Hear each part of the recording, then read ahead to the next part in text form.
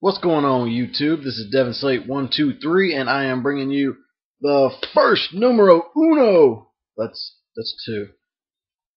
Anyway, number one of my new series for my WWE fans. I know I got a lot of you out there. I want you guys to feel the love too, not just my Yu-Gi-Oh people. You know, if you're a Yu-Gi-Oh fan, this might be a good way for you to branch out and to do different stuff by learning about professional wrestling. I take that as a hobby just as well as Yu-Gi-Oh! So I hope you guys enjoy this. Click in the ads that are going to be up shortly on this video. It's greatly appreciated. It contributes to me. And hopefully, when you guys start clicking on this, I'm going to be able to give something back to you each month. I have something in the works. I don't know. Hopefully, it'll spark your interest. As always, subscribe to me, you know, and like I said, click on the ads. It only takes a few seconds. Like I said, I greatly appreciate it. Thank you. So let's go ahead and get started. What I like to call this new segment is WWE Raw Breakdown. We're going to go through the whole segment of the WWE Raw Super Show. I've made a list of everything that happened tonight. Tonight's edition was the 10/24/2011 edition of the WWE Raw Super Show.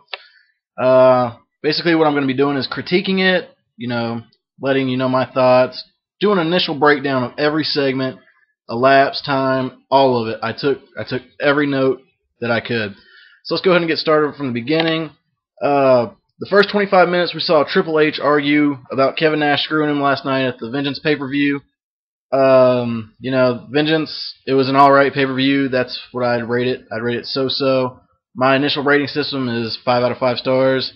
Vengeance, I'm going to give it 2 out of 5. I didn't really like it that much. Nothing really impressed me. Like I said, the first 25 minutes of WWE's Raw Super Show tonight was Triple H arguing, going back and forth with the fans, you know, just pissed about Kevin Nash.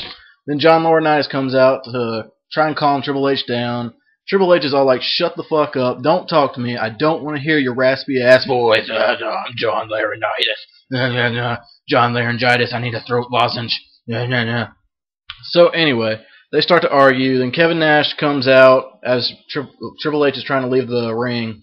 Hits him in the back of the neck with a sledgehammer. Just like that. And Triple H, you know, he likes to over-exaggerate a lot when he gets hit by a steel chair or anything. I mean, just go back and look at some segments of him getting hit with chair shots and sledgehammers. I mean, you know, he likes to over-exaggerate everything. So after that, we go to break, and it's just, you know, it's break. 3 minutes. I elapse the time at 3 minutes for each break segment. This is break number 1. Guess how many breaks we'll have? You'll have to find out later when we get into it. Next, we come back from break, and we see Triple H being helped and escorted out of the building. He stumbles and falls, you know, he does this whole exaggeration thing. Oh, I got hit by a sledgehammer, blah, blah, blah, Kevin Nash, Then we go to break number 2. So, once again, we come back from break, 3 minutes later, and we see Triple H on a stretcher being wheeled out to an ambulance, where Kevin Nash stops everybody. He's like, yo, hold up, homie, I am not finished yet. He picks up the whole girder system for the stretcher, puts it to where he can face it eye to eye, Triple H. I mean, he's literally lifting this thing. Kevin Nash is a pretty strong dude for an old guy. And he strikes him again with a sledgehammer to the face, and then that's that. Then we go to break number 3. That's, what, 6 minutes already? And we finally get Triple H out of the building. He's gone for the night, yada yada. That's it. And finally, 30 minutes into Raw already, and we only get to match number 1, which is Randy Orton and Sheamus versus Christian and Cody Rhodes.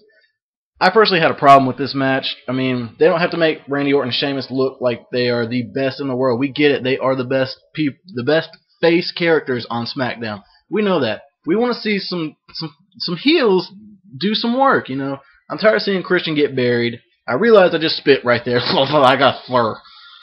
And I really think Cody Rhodes could be the next World Heavyweight Champion, given the chance. But I came off this match from last night's Vengeance pay-per-view. I didn't really like it. Randy Orton getting the win over Cody Rhodes. I think Cody should have prevailed in that, honestly. They should have made it for an Intercontinental Championship match. I mean, It would have made him look great. Randy made Cody look good last night, but Cody Rhodes has so much more potential. So anyway, the match starts off with Randy Orton and Christian. You know, Randy Orton gets the lead, tags in Sheamus, pummels Christian with that whole chest beating thing and the ropes. Then Christian gets the tag to Cody Rhodes, and Sheamus goes strong against him, and then, you know, blah, blah, blah, back and forth. The only highlights in this match that I could honestly say is the RKO to Cody Rhodes and all of that. Just an average match for these guys. The missile drop kicks were pretty good, too. Go back and watch it. Go back and watch the footage and all that. The match was 10 minutes long. Randy Orton and Sheamus get the win. And the burial of Christian continues. I'm sick of seeing Christian get buried. That's just my opinion. Alright, next we go to a segment where John Laurinaitis is talking to David Otunga and on the phone with Stephanie. Blah, blah, blah. You don't want to hear about it. John Cena comes in, argues, and wants a match with The Miz and R-Truth. He gets it, and, you know, later you'll find out Zack Ryder, woo, woo, woo, is the mystery partner for Cena for the tag match. We go to match 2, Santino Marella versus Dolph Ziggler. You know, Dolph Ziggler wins that one, no time. Quick and easy pin, that's it. No real highlights of the match, honestly. It was a Santino Marella match. What do you want me to say about it? At the end of the match, you know, Ziggler and Swagger get together and start beating up on Santino. Then Mason Ryan comes and makes the save. Looks like we're going to have a United States Championship title match between Mason Ryan and Dolph Ziggler soon. So that's good. I'm liking Mason Ryan. He needs to work on his mic skills, though. That's just me critiquing. Then we go to break number 6 at this point. I skipped a couple. But anyway, break number 6 at this point. And we have Alberto Del Rio, which I am so glad they decided to keep the belt on Del Rio. It's just better if we have a new guy going in the Survivor Series, I think. It makes Survivor Series look a whole lot better. So Del Rio cuts a good promo, then CM Punk comes out, asks for his rematch clause, you know. Then John Laurinaitis comes out and fucks up his promo basically, and Punk bashes him on air, you know. It's a 10-minute promo. The only highlight is the GTS to Rodriguez. That's about it. So we will find out if Punk gets his match next week. That's the only thing I'm hyped for next week, and to see what happens with Kevin Nash and all that. Alright, break number 7 at that point. Then we come back, and it's Natalya versus Alicia Fox. 4-minute match. That's all I'm going to say. That was it. Natalya won. Oh, no, Natalya lost, actually. Excuse me. Alicia Fox won that match, surprisingly. She makes the escape and all that. Nothing, no crowd pop whatsoever. It was terrible. We go to break number 8 at this point, and it's John Morrison versus Wade Barrett. Oh, my God. Wade Barrett misses his finisher. John Morrison looks good. I don't know why they're burying John Morrison. I know his contract's coming up. I read all the internet shit. I don't know. Burying him's not. I don't like it.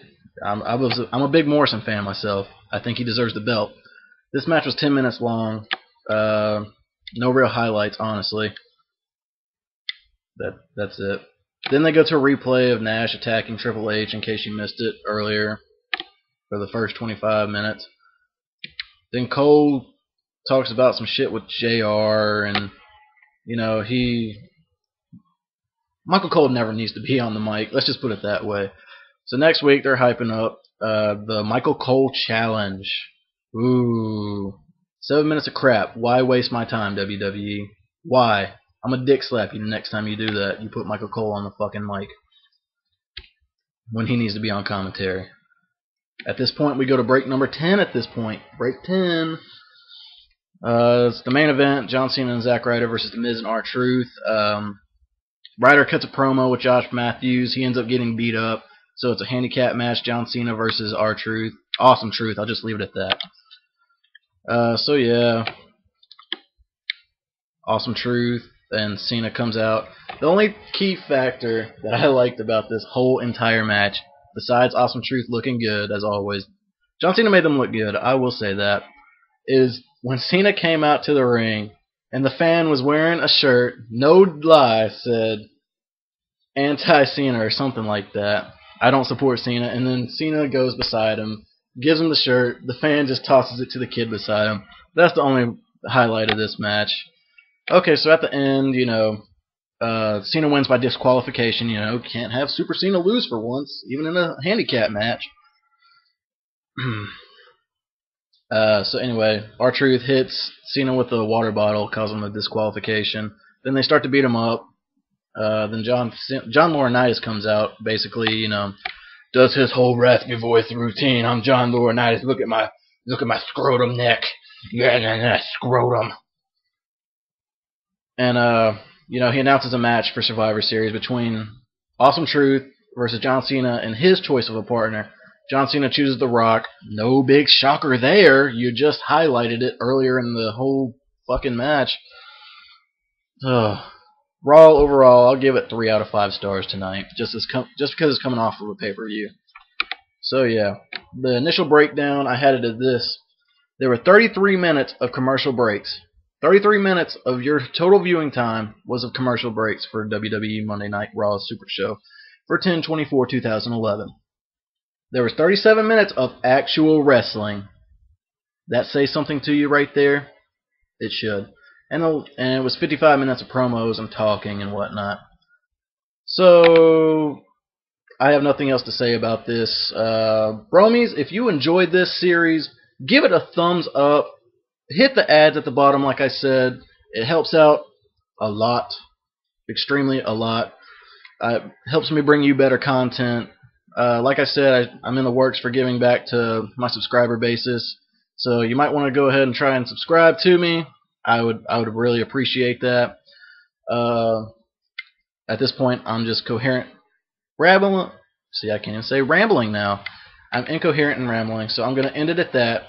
Bromies, I love you. Rate, comment, subscribe, and click the ads like I've said so many times before. Peace!